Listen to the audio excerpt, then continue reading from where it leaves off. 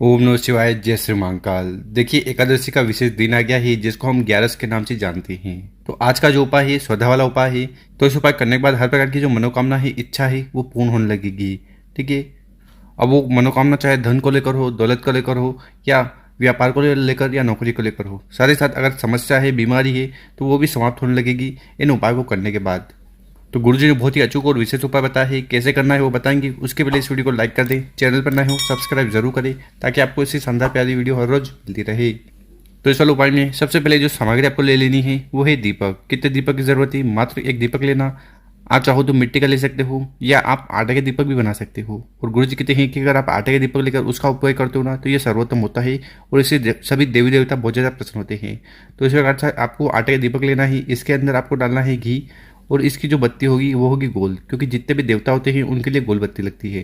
तो इस प्रकार से आपको एक गोल बत्ती का दीपक तैयार कर लेना। इसके बाद आपको इस प्रकार से एक तांबे का लोटा लेना है, और उस तांबे के लोटे में आपको अपने घर से, अपने किचन से शुद्ध जल भर लेना है। जल भर लिया। साथ ही साथ अगर आपके घर पर गंगा जल है, ठीक है, तो गंगा जल की कुछ बूंदे जल के लोटे में डाल देना। गंगा जल नहीं है तो किसी भी पवित्र नदी का अगर जल है तो वो भी इस जल के लोटे में डालकर आपको ये जल का लोटा तैयार कर लेना है। और मात्र ये दोनों सामग्री को लेकर चले जाना है शिव मंदिर। ठीक है। विशेषकर इस उपाय को आप सुबह भी कर सकते हो, पर प्रदोष काल में करते हो तो ज़्यादा लाभ देखने को मिलेगा, क्योंकि इस समय शिवलिंग में साक्षात शिव जी का वास होता है। तो इस समय आपको शिव मंदिर चले जाना है, और सबसे पहले क्या करना यह है कि जो भी पूजन पाठ करनी है वो कर लीजिएगा। उसके बाद आपके पास जो गोलबत्ती का दीपक है ना, उसको आपको शिवलिंग के पास रख देना है, और उसको प्रज्वलित कर देना है अपना नाम और गोत्र का उच्चारण करते हुए। ठीक है। दीपक जला दिया। इसके बाद आपके पास जो जल का लोटा है जिसमें आप गंगा जल मिला के लाए हो, उस जल के लोटे को उठाना है और धीरे धीरे कर पूरा पूरा जल शिवलिंग के ऊपर समर्पित कर देना है। ओम नमः शिवाय, श्री शिवा नमस्तुभ्यम, इस मंत्र का विशेष तरीके से जाप करते हुए। ठीक है। तो इस प्रकार से जल समर्पित कर देना। उसके बाद आपको शिवलिंग के पास बैठ जाना है।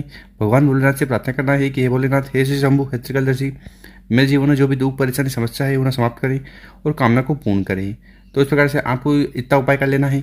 उसके बाद क्या करना है? उसके बाद आपको 3 बार नाम लेना है। नाम क्या लेना है? नाम है स्वधा।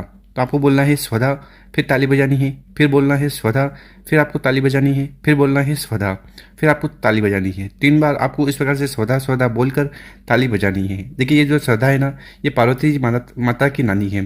तो इनका नाम लेकर अगर आप ये विशेष तरीके से उपाय कर लेते हो ना, तो इससे आपके सारे दुख परेशानी समस्या खत्म होती है और कामना पूर्ण होती है।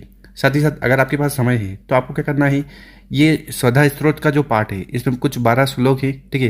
तो स्वधा स्त्रोत का पाठ आपको जरूर करना है।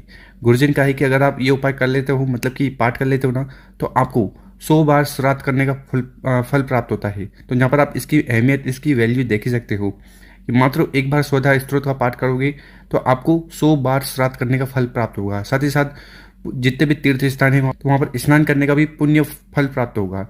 तो इतना महत्व है स्वधा स्त्रोत का पाठ। तो इस प्रकार से आपको पहला वाला उपाय जरूर करना है, कामना पूर्ति के लिए और समस्या को समाप्त करने के लिए। अब जानते हैं गुरुजी द्वारा बताया गया अगला उपाय। विशेषकर ये उपाय क्यों करना है? देखिए, बहुत सारे लोग बोलते हैं कि मेरे जो दिल की कामना है, इच्छा है, ठीक है, वो कई दिनों से पूर्ण नहीं हो रही है, भगवान भोलेनाथ नहीं सुन रहे हैं, ठीक है, या मेरे कार्य अटके जा रहे हैं। ठीक। तो ऐसी कौन सी भी दुख परेशानी समस्या है ना, तो फिर आपको ये उपाय करने से नहीं झुकना है। इस वाले उपाय में सबसे पहले जो सामग्री लेनी है वह है बेलपत्र। कितने बेलपत्र लेने हैं? तो आपको गिनकर 7 बेलपत्र लेने हैं। कितने? 7 बेलपत्र। ठीक है। और ये जो 7 बेलपत्र लो ना, ये कहीं से खंडित टूटे फूटे ना हो, यह सुनिश्चित कर ले। इसके बाद आपको इस प्रकार से तांबे का लोटा लेना है, और उस तांबे के लोटे में आपको जल भर लेना है। जल भर लिया। इसके बाद क्या करना है कि अगर आपके पास गंगा जल है तो गंगा जल की कुछ बूंदे आपको जल के लोटे में डाल देना है। ठीक। और आगे जो हमने आपको 7 बेलपत्र बताए हैं, ठीक है, उन 7 बेलपत्र को उठाना है और उनको आपको जल के लोटे में डाल देना है। तो इस प्रकार से आपको जल का लोटा और बेलपत्र तैयार कर लेना, और इन सामग्री को लेकर चले जाना है आपको अपने घर के आसपास जहाँ पर भी शिव मंदिर हो वहाँ। ये वाला उपाय आप सुबह शाम कर सकते हो। ठीक है। और शिव मंदिर के अंदर जाने से पहले आपको करना क्या है कि आपके पास जो तांबे का लोटा है जिसमें आप 5 बेलपत्र और जल लेकर आए हो, ठीक है, उस जल के लोटे को उठाना है और पूरा पूरा जल, जो जल है ना, उसको पूरा पूरा नंदी जी के उठे हुए पाँव पर समर्पित कर देना है। ओम नंदीश्वराय नमो, ओम नंदीश्वराय नमो, इस मंत्र का जाप करते हुए। देखिए, यहाँ पर आपको एक चीज़ का ध्यान देना है कि हमने आपको जो 7 बेलपत्र बताए हैं, एक बेलपत्र भी आपको नंदी जी के उठे हुए पाँव पर समर्पित नहीं करना है।